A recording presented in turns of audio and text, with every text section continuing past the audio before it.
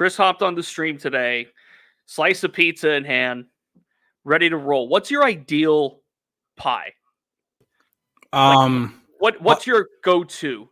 Like style or just toppings? In general, like you could talk about any kind of pizza that's your favorite. New York, Chicago, deep dish, 8-corner, Detroit style. I don't know if I have a go-to. I think pizza is a pretty universal topic. Yeah. Like everybody, unless you're vegan. I mean, even then, vegans can enjoy certain types of pizza. Got a cauliflower crust pizza in the deep freeze, and it's actually pretty good. And they're a little low carb, you know? Mm-hmm. If you want to go low carb, you could do that. Yeah. Put a little sauce and whatnot. But I was just curious because I'm a big fan of New York style pizza. I'm not a big deep dish guy. I can't do it. I love deep dish. I love it all. I love it all. So like when I worked in Toledo, of course, close to Detroit, like the big thing up there is the 8-corner, you know? So you get a pie like that. It's not a deep dish per se, but it's thicker. And then it's all corners, which the corner slice on a Sicilian style is the best. The absolute best. Mike, we can do both. Steelers football and pizza. Good afternoon, everybody. Good Monday afternoon. Hope you all are having a good start to your week on May 13th, 2024. He's Chris Halicke. I'm Corey Crisan, of course, on the Southside Beat, where we talk pizza, wrestling, football, just about anything on any given day, but obviously football show. And this past weekend on the South Side was a football event, the first on the field, I should say, football event of the year with rookie minicamp. So it's all done. Last day of it was Sunday. Mm-hmm. And as Jordan says, I think the big headline from Friday was Troy Fautanu over at right tackle. That was the big one from on Friday. Saturday, I think it was just the Roman Wilson show because everybody wanted to speak with him, and he did not on Friday. So everybody got into Roman Wilson. Yesterday, of course, no reporter access on the South Side. So really can't talk about anything that happened yesterday because it is not for public consumption. Well, other than the fact that they signed a veteran corner. Yeah. Anthony Averett, who spent 4 seasons with the Ravens and a season with the Raiders and then bounced around between the Niners and Lions last year, but never actually played. Got a source to confirm that yesterday. So that was the only news that came out of yesterday, but still overall, man, it sounded like I obviously wish I could have been there. Roof finally got done, man. So we are one gigantic step closer to having the house on the market. So good. Probably this week actually. So very good. Very good. But yeah, it's man, I'll tell you, like it looked like it was a lot of fun. Certainly was. The one thing that I was glad to at least see out, and somebody already put it in, like you put it on there. Troy Fautanu working out at right tackle. I understand that he said something along the lines of like definitive plans haven't been laid out, but typically you start to see at least initial intentions. Yeah. With this kind of stuff, and having McCormick at right guard, having Fautanu at right tackle, kind of shows you where which way the Steelers might be leaning in terms of where they're going to play. Yep. That to me, it made a lot of sense. Like from the time that they drafted Fautanu, like I understood that he played left tackle at Washington, but I still thought that if they drafted him, that they were viewing him more as a right tackle and more of Broderick Jones over on the left side. So that made sense to me, and to see that kind of confirmed this weekend kind of puts that to rest and pretty much leaves it. It really kind of leaves like, okay, like how committed are they to making Broderick Jones the starting left tackle? Right.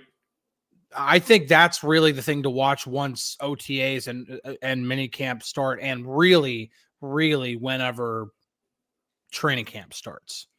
Intention is a big, big, big thing, right? Mm-hmm. And the fact that Troy Fautanu, day one of rookie minicamp, when everybody's out on the field, now obviously not with Jones and Sayamalo and Daniels, etc. But the fact that in that instance, where he played left tackle in college, that they put him at right tackle, even without all of those other pieces there, I think that's a committal to, number one, Broderick Jones being on the left side. That might say more about Broderick being on the left side than it does about Troy just being slotted in at right tackle. Now, as Barber mentions in our chat, Broderick blindside tackle, and then Troy a front side tackle. Put it this way, and I'm glad it was asked to Troy. I was thinking about it, but I didn't get I wasn't in the scrum with Troy. I was doing other things. Amanda Filipczyk-Godsdy, of course, new to DK Pittsburgh Sports, was over with Troy. And it was asked about Michael Penix Jr., the quarterback at Washington, was a left-handed quarterback, and Troy's playing left tackle, so that is his front side. When you're thinking about right tackle, of course, that's the front side of Russell Wilson, Justin Fields, Kyle Allen, and John Reese Plumlee, the 4 quarterbacks that are currently in the building. So if that is a factor of Troy playing on the right side with the right arm throwing quarterback, then okay, the adjustments are going to come from flipping the footwork, flipping technique, pushing with the left hand as opposed to the right, whatever it may be. So he has the experience of playing on the front side of the quarterback. And I think that when you look at this offense and the way they're going to run it, and running the football as well is going to be another component of this.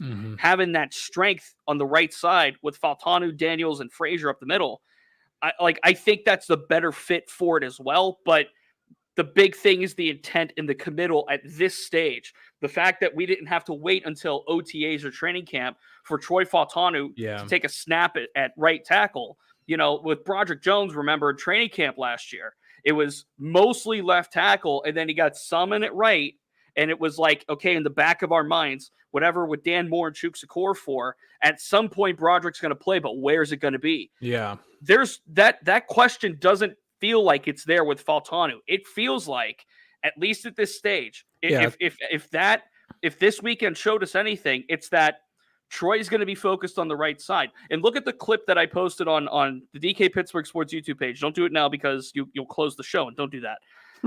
But after the show, I posted a highlight reel of stuff from Saturday. And if you look, I'm just telling you what's on the video. I'm not spoiling anything. I'm not, insides. This is just what's on that video. Is Troy lined up with Mason McCormick on his left, which confirms exactly what happened on Friday. 2 is a pattern in this case, and they're thinking about Troy Fautanu as a right tackle. Yeah, it's the one thing that really intrigues me about this just all of it, regardless of where anybody plays, if Fautanu's on the right side or the left side, or if Broderick Jones is on the right side or the left side, that they've got 5 linemen who can all pull, who can all do very athletic things. Obviously you expect centers and guards to be able to move because they're smaller, usually a little bit more athletic. But to have 2 tackles, I mean, we saw it with Broderick Jones last year, to have a tackle that can move like that, and now to add Fautanu, who can also move really well in open space. The Steelers have a number of different ways that they can try to run the football. They can they can run power and duo and run it right down your throat up the middle. Or they can run this wide zone stuff that we would more or less expect out of an Arthur Smith offense, because they have an athletic enough offensive line to be able to execute those types of runs. Right. So I'm really curious to see how this all plays out. Just granted, that's more of a big picture thing, but I'm just getting, like, now that we kind of have this first tangible confirmation, I guess, of being like, okay, maybe it will be. Maybe this team is finally committed to moving on from Dan Moore and being so committed to Dan Moore, and now it really is going to be Broderick Jones and Troy Fautanu. Or maybe they are fully committed to Broderick Jones, and now right tackle is going to be a battle between Dan Moore and Troy Fautanu. Not that I would necessarily expect Dan Moore to move to the right side, because there's never been that. That's never been hinted throughout the entirety of his time as a Steeler. So I don't know. It's curious to see. Okay, they have him taking reps on the right side.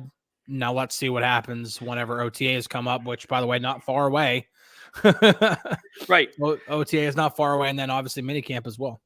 See a problem, fix a problem. Okay. Yeah. Andy Weidel was hired, I believe it was in May of 2022. So he didn't have the full offseason that year with the Steelers organization. Omar Khan obviously takes over as general manager. With the Khan-Weidl connection in the last 2 off seasons, 4 of the 5 offensive linemen have been replaced. I'm just pointing that out.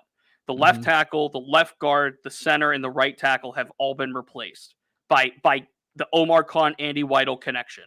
And they addressed 3 of those needs via the draft, and one of those via free agency, Seumalo. When did Daniels come in? Was it 21? I thought it was 21. James Daniels was before. That was the 22 offseason. But was he here before or after Weidl got here? That's the question I have. Before, technically. So that's what I mean. So regardless, though, in the 22, 23, 24 window, they see a problem, fix a problem, right? Yeah, James Daniels will be the only one left because James Daniels and Mason Cole came in at the same time. They were both signed in the same free agency window. Right. And then obviously Mason Cole's gone now, and so James Daniels is still here. And the thing is that they've got, and I don't think James Daniels is the guy that they necessarily have to get rid of. I think he's a good guard, and I think him and Seumalo make a good tandem at guard. But that's kind of brings this up is that could James Daniels be replaced by McCormick next year? And them lining up McCormick at right guard almost tells me yes.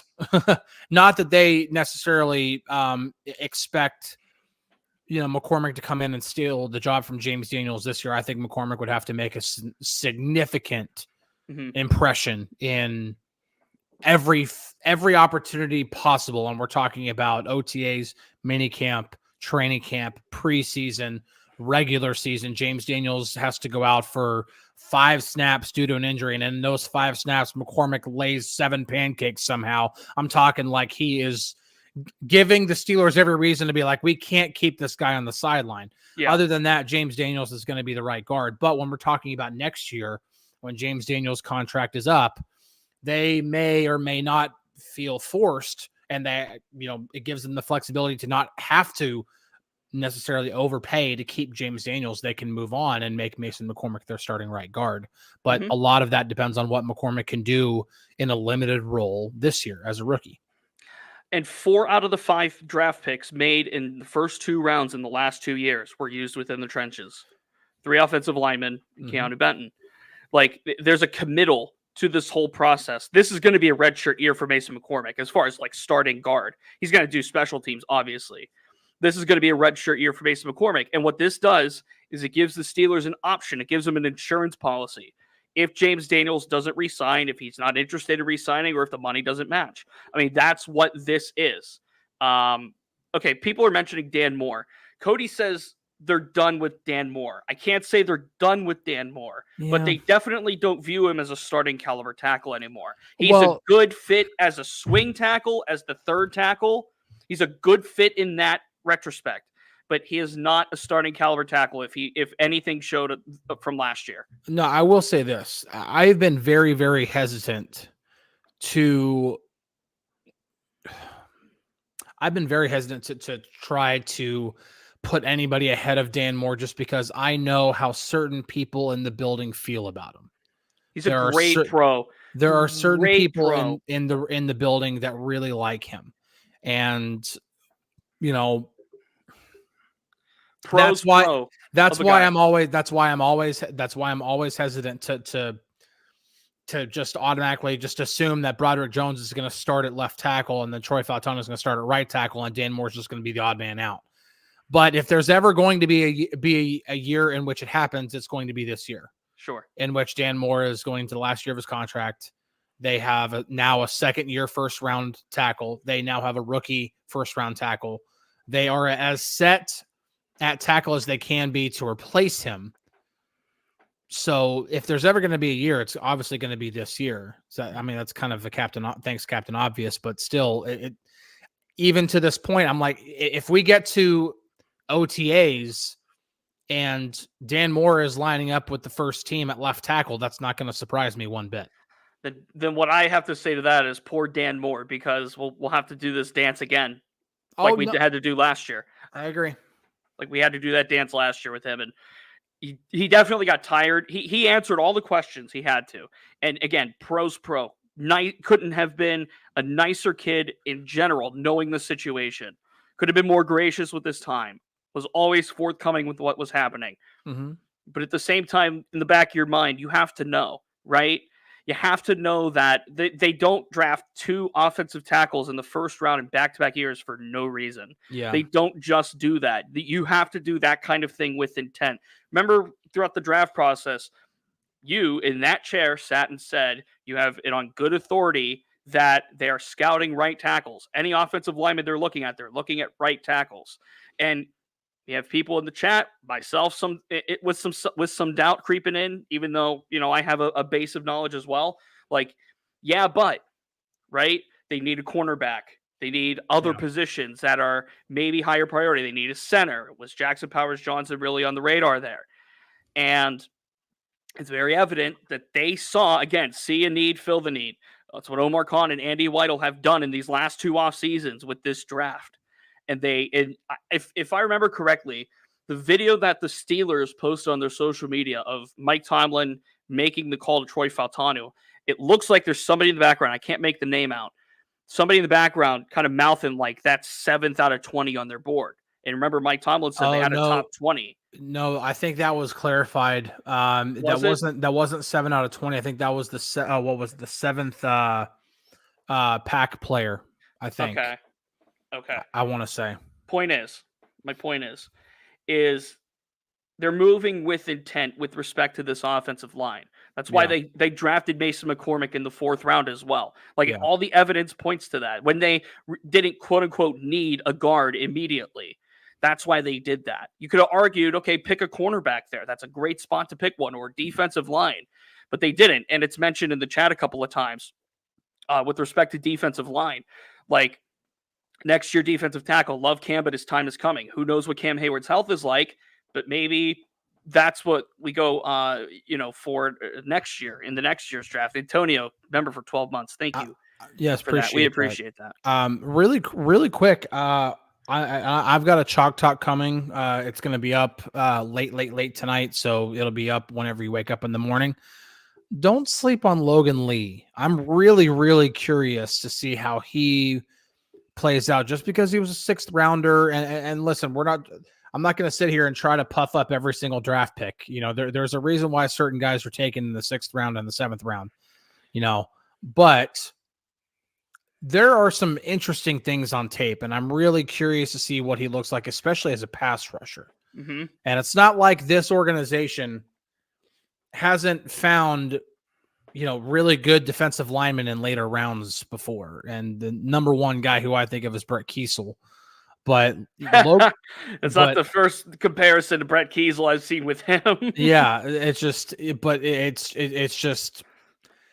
His tape is really intriguing. It really is. And he didn't necessarily play in a defensive scheme that allowed him to really show off his entire arsenal when it comes as a pass rusher. So I'm really curious to see what he looks like in a defense that really prioritizes getting after the quarterback. Now, he's got to earn the snaps in order to get into that position anyway. I would expect him to play more special teams early on, but hey, even on special teams, man, go look at college, man. He blocks field goals. Go block a kick, and they love guys that can block kicks. Oh, they love Mike Tomlin loves anybody who can make splash plays on special teams. You think Miles Killebrew wasn't happy to see that pick?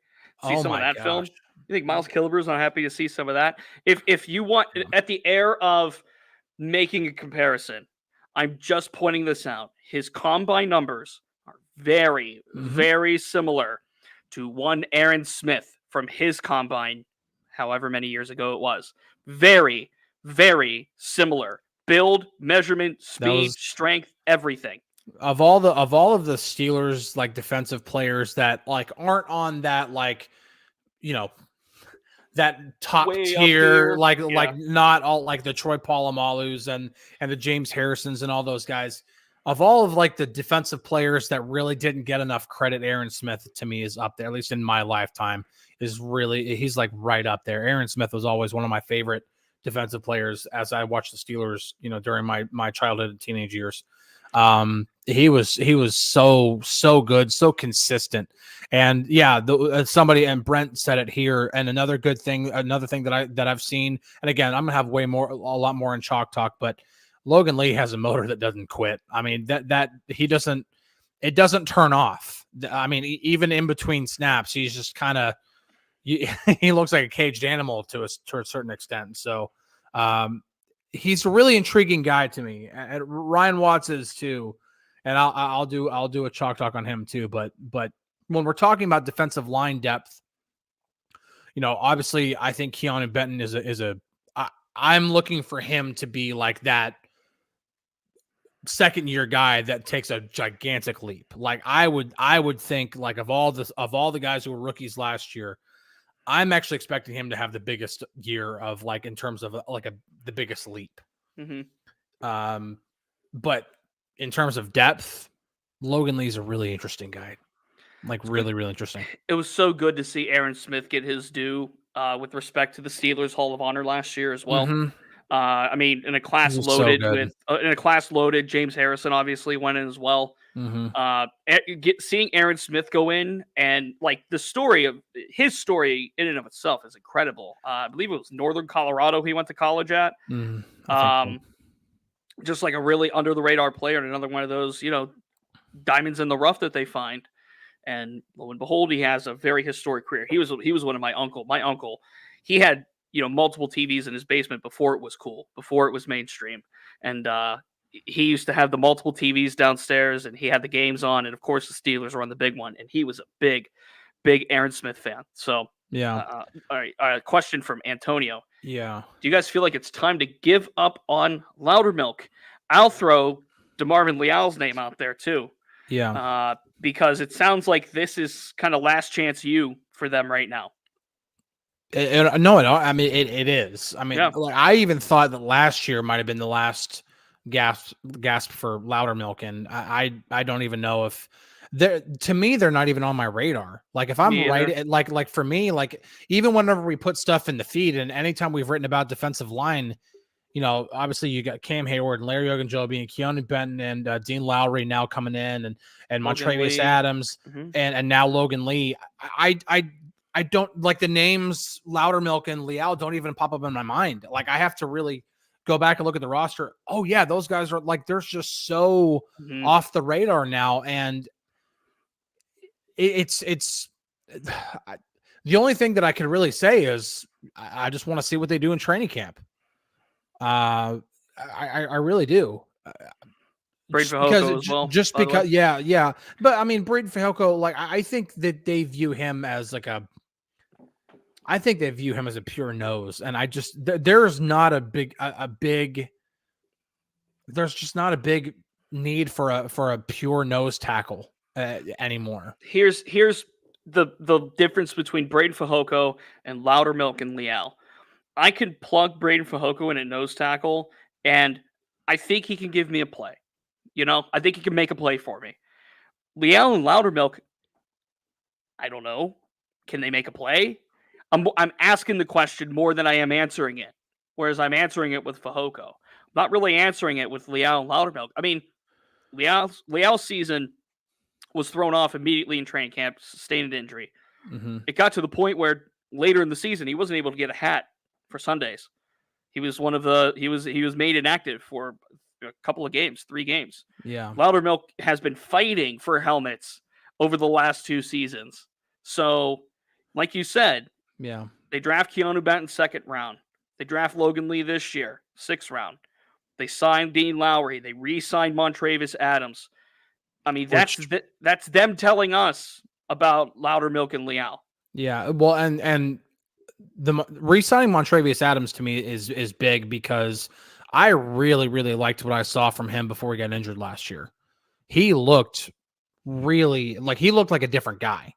And you can, from talking with the guys and watching the reps in practice and watching, to me, he stands out more than an Isaiah Loudermilk or a DeMarvin Leal. Just from my personal view, having covered the team in 22, seeing even those interactions, and then even watching them last year, granted from afar, but watching them last year, and even watching the way one of the guys who was as pissed off in that entire locker room after the Houston loss was Montravius Adams. Yeah. He was as pissed off as anybody else in that locker room. And there were a lot of pissed off guys that they got their butts handed to them in Houston last year. But when I walked into that locker room and did a scan, I mean, I even went up to Montravius, and every time I had ever walked up to Montravius, it had always been, real buddy, real, but it was, I might as well have had like leprosy. He just didn't want anything to do with me. Jeez, man. I'm just saying, really went wanted to avoid even being within a 5-foot circle. Not because he had anything against me. He just didn't want to talk to anybody. While there were other players who were definitely, obviously pissed off, but they were at least willing to, say something, or at least willing to say, not right now.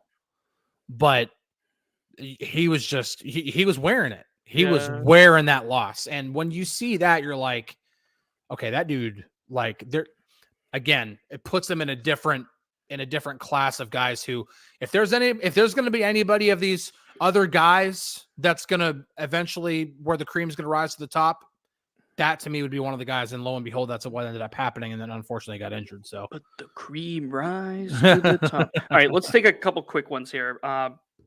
Heyward says, what do you guys feel about the news of Cam Heyward wanting to play longer? I'm excited. I feel he still has 2 all-defensive pro years left in the tank. I don't know about all-pro, but I think he could still be effective for a couple more years. It depends on how the groin does this offseason. I mean, really, he was a shell of himself last year, health-wise. Not production-wise, health-wise. Like, the groin, he played on that groin, had to maintain it all year. Like, health-wise, I'm talking about, not production-wise. He had to maintain that groin all year. He had to consistently rehab. He took, the veteran practice days off. He admitted that he wasn't at 100%. So, just thinking about Cam Heyward's health is the number one thing here. The want is 100% there. He'll never, hide it that he wants to play. He'll want to play until his body falls completely off, falls apart. But health-wise, this last year was very challenging for Cam. And how's his offseason rehab going? I don't know. He hasn't really, talked about it too much, but we'll see. I don't know. Of course he wants to play. That's who Cam Heyward is. Well, really quick, Sam here says they need a nose tackle. Steelers haven't won a Super Bowl since they had a nose tackle. All the teams in the North have 2 start 2 nose tackles. When I have any. First off, you don't start 2 nose tackles. You cannot start 2 nose tackles. Nose tackle lines up directly over the center. There's only one spot for a nose tackle. Second, they do have 2 nose tackles. They got Montravius Adams and Keanu Benton. But in today's NFL, now granted, the last time the Steelers won the Super Bowl was 2008. It was a very different league. And you have to look at where the league is now. You have to have the ability to play multiple techniques, which both Montravius Adams and Keanu Benton have that ability. More so Keanu Benton. Montravius Adams is more of a interior 0 tech, 1 tech type guy, while Keanu Benton can play pretty much anywhere between a 0 and a 3, which is exactly what you would want. You want those guys to be able to, okay, you need to line up right over the center on this one? Great, do it. Oh, okay, you need to line up now on the 3 tech? Great. He can do that too. That's more where we're at. When it comes to Cam Heyward, it's very, very simple to me. I'm never going to doubt the guy. Me either. I'm never going to doubt what he's able to do. Do I have some natural concerns over you're another year older, you're coming off of a season in which you had essentially had to play on one leg? Of course, there are natural concerns there. However, if there's anybody on that roster who's going to overcome those things, it's going to be Cam Heyward. I don't care about the age. I don't care about the, I have a hard time betting. If there's one guy on that roster who I don't want to bet against, it's Cam Heyward. I agree. And because he is as first class as it gets, both on and off the field. And if there's anybody as committed as him, I don't know who it is. I would, and that's, for me, I don't like relying on intangibles, but my gosh, I can't bet against Cam Heyward. So Brent asks, was there 1 or 2 guys you saw over the weekend that kind of surprised you? That's all you, Corey. I wasn't there this weekend. The running back from Georgia, Dejan Edwards, looks the part. He looks the part. Okay. I'm not saying he's next Jaylen Warren. That's not what I'm saying. I'm saying he's got the build for it. Like, he would fit in that running backs room. Like, I think that's a really intriguing undrafted ad right now. Ryan Watts is a large man for his position. Those long corners, man. Those long corners, especially if they have the ability to play inside, man. That they've got the size. They got the willingness to tackle. Yeah, he's an interesting guy. Obviously, I won't be able to lay eyes on these guys until training camp, but yeah, I'm really curious to watch these guys up close. And yeah, Barbara's got a good question. Yeah, Barbara says, how do you start to develop relationships with players? How and when did it start? It depends on the player. It's a case-by-case basis. There are some players that I covered in high school that are playing in the NFL now. Mm-hmm. And some players that I covered in college that are playing in the NFL now. And you start those relationships then. A perfect example of somebody I covered, when I was working out in the Toledo area, is Luke Fortner, who was drafted by the 3rd round of the Jaguars a couple of years ago as a center. And he went to Sylvania Northview High School in the Toledo area. Got to know him pretty decently, and you build that relationship. You ask in, you check in, how you doing. I mean, it starts with that first interaction whenever it happens. I mean, there were times last year in the open locker room, over in the one side, it was Spencer Anderson, Chuks Okorafor next to each other in the locker stalls, or near each other at least. And I'd always go and just talk to them, like no recorder, no agenda, no question, like for a story or anything. Just go over and talk to them. Like, get to know their lives, get to know what they're about. That's my favorite thing about reporting, is getting to know these people's stories, their backgrounds. Why are they here? Why did they want to be here? What makes them happy? What pisses them off? Like, that's my favorite thing about this job, is getting to do that. And yes, there's some players that'll completely blow you off and don't want anything to do with you, and that's fine. And you tend to learn who those guys are pretty quickly. But it depends on the player. It's a case-by-case kind of basis. It's a difficult balance because, we have a job to do as reporters. We have a job to do in terms of gathering information and being true to that information. And sometimes that doesn't always put the players in the right light or in a good light. And so you have to, but you can't just ignore stuff.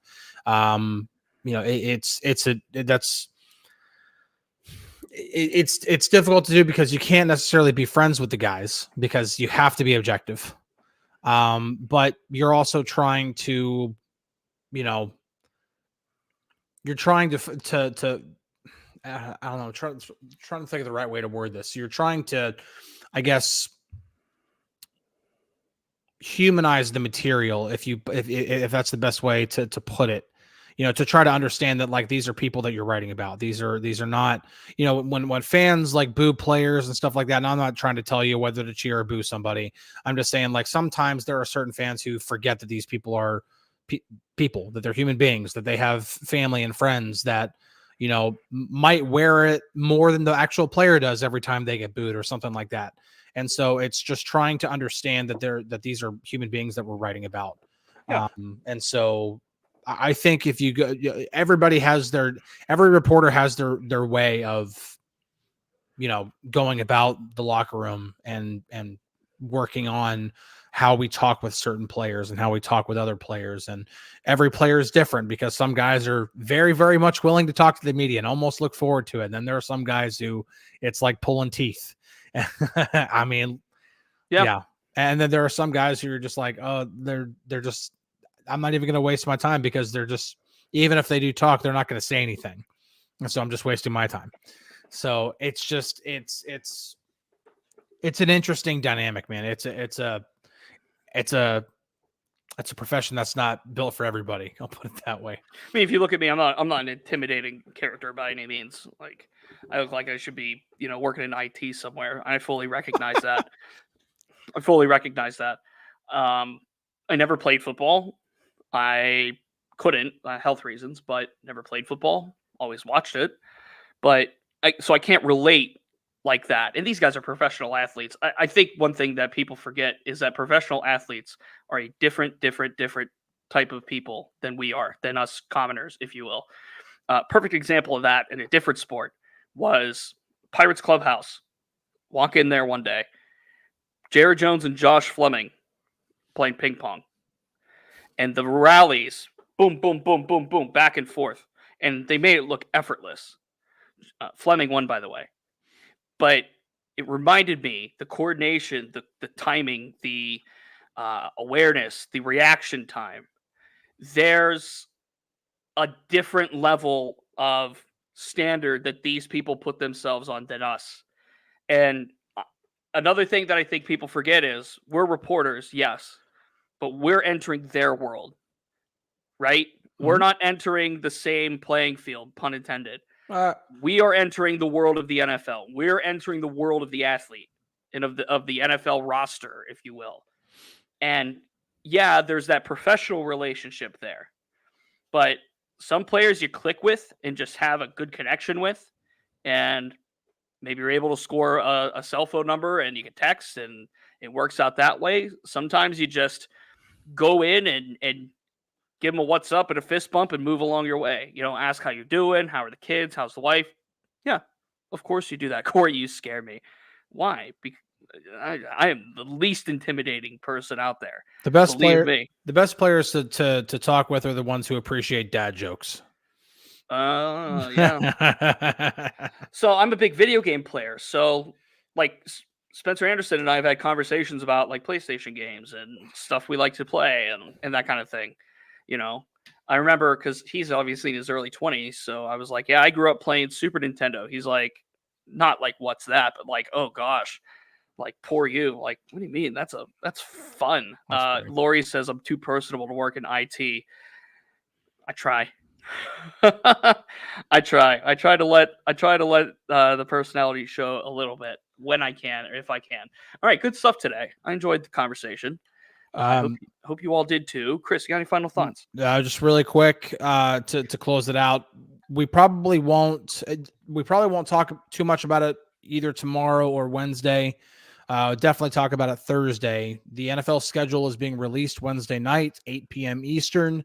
So we will, and I already see some people making predictions that the Steelers and Cowboys will be the opener on Monday night, maybe. We'll see. Yeah, so NFL schedule finally coming out. We'll react to it. We'll obviously have coverage of it on DKPittsburghSports.com, but then on this show, we'll react to it on Thursday. Yeah. And maybe before the end of the week, give a way too early prediction of what the record will be in 2024. Sure.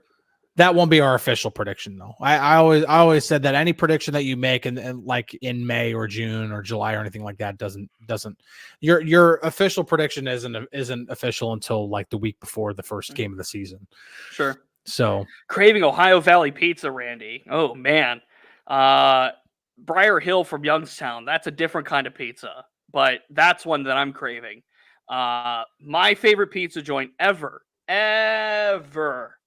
is Wedgwood in Austintown, Ohio. Wedgwood, if you're listening, and we know that you are, give me a call. We'll plug. Just send us some pizza. That's all I'm asking. My favorite one of the Pittsburgh area is Rockaway in White Oak. There you go. It is so good. I'm not going so good. I'm not going to reveal my favorite because, to be honest with you, I haven't tasted all of the pizzas that are available to me in this area. Well, I've definitely not. There are some that there are probably gonna be people that actually like put them in the chat here that I haven't tried either. I'm just saying of the ones that I've tried, Rockaway is my favorite one. There you go. Varsity Pizza, Syracuse, New York. Never so nostalgic for me. I'll never not love that place. Mama Rose's, Trent, New Jersey. I mean, you're talking New Jersey, New York pizza. Come on. That's different. That's built different. I grew up 40 minutes outside of New York City, man. Like first 11 years of my life, there was a little pizzeria that was downtown of the town that I lived in. Always loved the New York style pizza there. I mean, it was so good. The best slice I've ever had was at a pizzeria on Long Island. That was the best slice I've ever had. Okay. I will say, of all the chains and delivery chains and stuff like that, Domino's is swill. It is the worst. Cannot stand Domino's. It's the worst. It actually makes my stomach hurt. I can't eat it. Marco's is my least favorite. Can't do it. It's not good either, but can't do it. Domino's is not for you. It's so bad. It's just so bad. It makes my stomach hurt. Like, I literally cannot eat it. And Lori, this is what's funny. She says Papa John's is the worst. Papa John's is different based off of where you live. I don't know why, but it is. I had it in Baltimore after one of the Steelers games. They served it in. It was the game where Najee Harris caught the game-winning catch. Kenny Pickett threw it to Najee. They served Papa John's. It was like, this is not the Papa John's I'm used to in Texas. Like, I love Papa John's here, but it was way different. It was not good. It was disgusting. Ben says he's in the UK. Ben, with all due respect to great people across the pond, I don't want to ever have a slice of pizza from the UK. With all due respect, I'll go try other things over there. Pizza will not be the thing that I have in the UK. My girlfriend went to Greece on a mission trip recently, and I was gifted foods from that land. And let me tell you something. Olive oil, can't beat it. Like Italian olive oil, Sicilian olive oil is good olive oil. This Greek olive oil is something. I also got baklava, which, baklava. Really good. We're getting into Greek food now, which means we got to start talking gyros. Never mind. We gotta run. We don't have time. No, come on. You're in Pittsburgh. They're gyros. Oh, the gyro. They're gyros in Pittsburgh. Shout out to Central Diner again. If you're listening and we know that you are, send us a line. We'll be back tomorrow on a Tuesday to chat more football and who knows what else. He's Chris. I'm Corey. This has been the Southside Beat. Have a great day, everybody. Cheers.